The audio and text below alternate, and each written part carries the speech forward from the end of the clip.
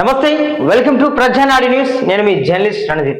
ముఖ్యంగా ఈ మధ్య కాలంలో అంటే దాదాపుగా 2 సంవత్సరాల కాల వ్యవధిలోనే చాలా రకాలుగా హత్యలు జరుగుతున్నాయి. అది ఏ రకంగానే కానివ్వండి, ప్రతి చోట కూడా ఏదో ఒక నేపంతో ఈ యొక్క హత్యలు జరుగుతున్న పరిస్థితి. ఇవాళ కూడా ఒక వార్త కూడా ఉన్నది, దానికి సంబంధించి మనం డిస్కస్ చేసే ప్రయత్నం చేద్దాం. ఒక తల్లిని ఒక ప్రేమ ఒక ముచ్చట్లో ఆ తల్లిని చంపినటువంటి ఒక కూతురు అనేటువంటి ఒక వార్తను కూడా మనం చూసే ప్రయత్నం చేద్దాం. ఒకసారి చూసినాక మనం ఎక్స్ప్లెయిన్ చేద్దాం.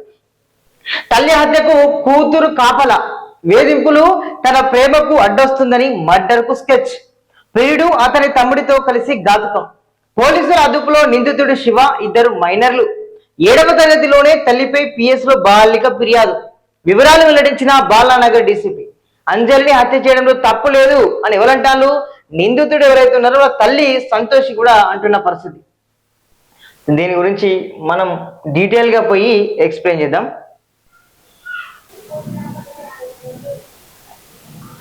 తల్లి హత్య చేయించిన 10వ తరగతి విద్యార్థిని కేసులో జీడిమెట్ల పోలీసులు నిందితుడిని అరెస్ట్ చేసి రిమాండ్కు తరలించారు. బుధవారం బాలానగర్ డీసీపీ కార్యాలయంలో డీసీపీ సురేష్ కుమార్ మీడియాకు వివరాలు వెల్లడించారు.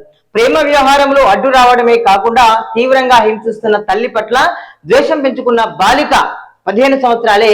తన ప్రేమికుడు అయినటువంటి శివ, ఇతనికి 19 సంవత్సరాలు, అతని తమ్ముడు అంటే శివ వాళ్ళ తమ్ముడు 16తో కలిసి సోమవారం రాత్రి 8 గంటల సమయంలో హత్య చేయించింది.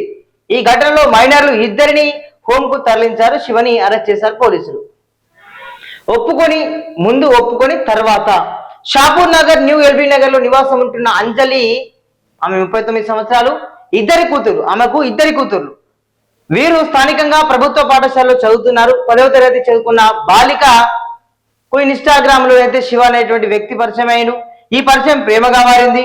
వీరి ప్రేమను అంజలి ముందుగా ఒప్పుకొని తర్వాత ఆక్షేపించింది. మరి ఏమైందో తెలియదు కానీ నిరాకరించిందని చెప్పుకోవచ్చు.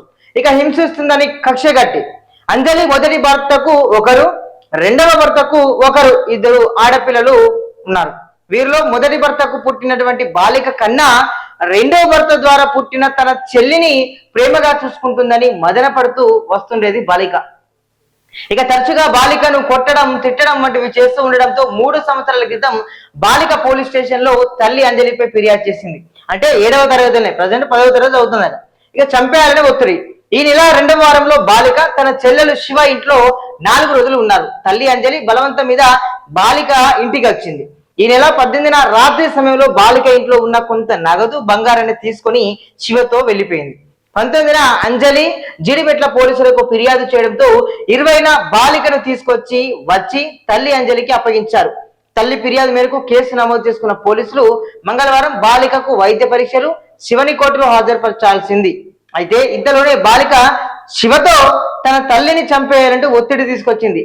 ఎందుకంటే మా ఆటలు సాగుతలేవని చెప్పుకొచ్చినట్టున్నది.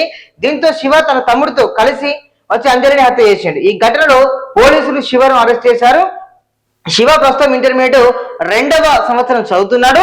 ఇక ఒక డీజే ఆపరేటర్ గా కొనసాగుతున్నారు. ఆల్రెడీ చెప్పడం ఏంటిది, మొదటి భర్తకు ఒకరు, 2వ భర్తకు ఒకరు. కానీ ఏమైతుంది, ఆమెను చూసుకుంటాంది, ఇంకొక వాళ్ళ చెల్లిని మంచిగా చూసుకుంటాంది, నన్ను చూసుకుంటలేదు అనేటువంటి ఉద్దేశంతో ఒకటి. అదేవిధంగా ఇవాళ ప్రేమను ఒకసారి యాక్సెప్ట్ చేసింది, ఇంకోసారి ఆక్షేపించింది. ఈ 2 చేయడం వల్ల కూడా ఆమె ఏం చేసింది, ఒక దృష్టిలో పెట్టుకున్నది. గతంలో కూడా నన్ను ఇట్లా చూసుకుంటలేదనే ఉద్దేశంతో పోలీస్ స్టేషన్ ఫిర్యాదు చేసింది. ఎప్పుడు ఆమె 7వ తరగతి చదువుతున్న తరుణంలో, ఇప్పుడు 10వ తరగతి చదువుతుంది.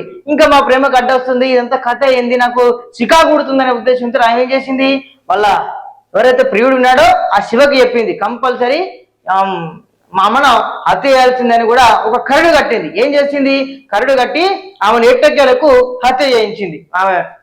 ఈమె కాపలాగుంటూ వాళ్ళ శివుడు వాళ్ళ యొక్క తమ్ముడు ఆమెతోటి 2 పోయి ఆమెను చంపేసిండు. ఎట్లా చంపేసిండు. ఇలాంటి ఘటనలు ఎక్కువ అవుతున్నాయి. నిజంగా ఒక ప్రేమ విషయంలో, లేకపోతే ప్రశ్నిస్తున్నారనే నెపంతో, ఇంకా ఒక రకం అక్రమ సంబంధాల నెపంతోనైతే చాలా మటుకు ఈ యొక్క 17-20 నెలల్లోనే దాదాపుగా కొన్ని వందల్లోనైతే ఇలాంటి ఘటనలు జరిగినట్లుగా మనకు స్పష్టంగా అర్థమవుతుంది. దీనిపైన మరి ఇట్లా ఎందుకు జరుగుతుంది, ఒక క్షణికాపరేషన్ చేస్తున్నారా లేకపోతే ఎట్లా చేస్తున్నారా అనేది కూడా తెలియని పరిస్థితి. పోలీసులు కూడా ఇప్పుడు ఏం చేయాలంటే ప్రభుత్వం కూడా దీనిపైన ఒకసారి ఆలోచించాలి. అరే ఇంతగానో హత్యలు ఎందుకు జరుగుతున్నాయి, ప్రశ్నిస్తే హత్యలు ఎటుపోతున్నది, సీసీ కెమెరాలు ఉన్నాయి, పటిష్టమైన బందోబస్తు ఉన్నది అంటున్నారు. లాస్ట్ కు హత్యలు జరుగుతున్నాయి. ఏమన్నది వాళ్ళు కోట్ల పోతాళ్ళు, మళ్ళీ బెయిల్ తీసుకొచ్చుకుంటాళ్ళు, బయట ఇష్టారీతిలో తిరుగుతున్నారు. నేనేం చేయలే, నేను శుద్ధ పూసనట్టు బయటకు వచ్చి అందరితో తిరుగుతున్న పరిస్థితి. మర్డర్ చేసిన ప్రతి ఒక్కరిని కూడా జైల్లోనే ఉండాలి. మళ్ళీ ఈ యొక్క ఏంటిది మన బెయిల్ తీసుకుని వచ్చుడు, ఈ పైసలకు వాళ్ళ వీళ్ళ చేసుడు, ఇదంతా ఎందుకు కథ వేస్ట్. ఒకసారి నువ్వు శిక్ష పడితే ఇంకోసారి మర్డర్ చేయడానికి కూడా ఒక్కొక్కటి భయపడాల్సినటువంటి పరిస్థితి రావాలి. వచ్చినప్పుడే న్యాయం ఉంటుంది. ఇట్లా ఏమున్నది, సరే ఏదో జరిగింది మందలు ఇచ్చినా కేసు పెట్టిపోయాను, సరే పోలీసులు ఇంట్రాగేషన్ చేసి ఇట్లా కాదమ్మా ఇట్లా ఉంచుకోవాలని చెప్పి మీరు ఉన్నదే గుర్తంతా 10వ తరగతి 15 సంవత్సరాలు 16 సంవత్సరాల పిల్లలు మీరు ఇట్లా ప్రేమలో గీమలో పడితే ఉన్నది. ఈ మధ్య సోషల్ మీడియా వచ్చినప్పటి నుంచి కూడా బాగా ఉన్నది. ఇన్స్టాగ్రామ్ ఫేస్బుక్ లలో ఫ్రెండ్ రిక్వెస్ట్ పెట్టుడు, చాటింగ్ చేసుడు, లవ్లు గీవులు అని పరాడవుడు. దీనివల్ల తల్లిదండ్రులకు కూడా తీరని క్షోభను కూడా మిగులుతున్నటువంటి పరిస్థితి దాపరిస్తుంది. తల్లిదండ్రులాగా మీరు కూడా గమనించండి. మీ యొక్క కన్న బిడ్డలను కొడుకులను కన్నేసించండి. కన్నేసించినప్పుడు నా కొడుకు ఎట్లా పోతున్నాడు, నా బిడ్డ ఏం చేస్తున్నది, నా బిడ్డ మంచిగా చదువుకుంటున్నదా లేకపోతే ఇంకేమైనా వింత చేష్టలు చేస్తున్నారు, ఈ లవ్వులు గివులు తొక్క తోటకూర అనుకుంటా ఏమన్నా పనికిమాలేటువంటి పనులు చేస్తున్నారని ఒక్కోసారి నిఘా పెట్టుండ్రి. నిఘా పెట్టినాక ఒక్కోసారి ఏమైనా తేలితే బిడ్డకి ఇట్లా వేయద్దు, నువ్వు మారాలి, నువ్వు మంచిగా చదువుకోవాలి అనేటువంటి ముచ్చట్లు చెప్తే వాళ్ళకు కూడా ఒక రకమైన అవగాహన కలుగుతుంది. అరే వాస్తవమే కదా, మా డాడీ చెప్పింది, మా అమ్మ చెప్పింది, మా అన్నయ్య చెప్పింది, మా తమ్ముడు చెప్పింది, నా కోసమే కదా అనేటువంటి ఒక మార్పు అనేది కూడా వస్తుంది.